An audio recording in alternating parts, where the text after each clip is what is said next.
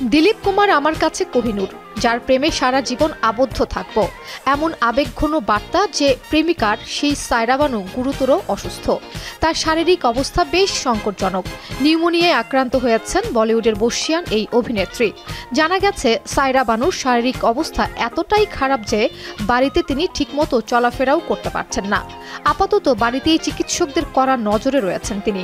তাকে হাসপাতালে ভর্তি করা হবে কিনা তার সিদ্ধান্ত নেওয়া হয়নি। 1966 সালের 11 অক্টোবর সায়রার সঙ্গে বিয়ে করেন দিলীপ কুমার। তখন সায়রার বয়স 22, দিলীপ কুমারের 44। দিলীপ কুমার 1981 সালে ফের বিয়ে করেন, যা কিনা টিকে ছিল মাত্র 2 বছর। প্রেমের টানে ফের সায়রার কাছেই ফিরে আসেন তিনি। বায়োগ্রাফিতে দিলীপ জানিয়েছেন, দ্বিতীয় বিয়ের সিদ্ধান্ত আমার জীবনের সবচেয়ে বড় ভুল ছিল। 2021 সালের জুলাই মাসে প্রয়াত হন দিলীপ কুমার।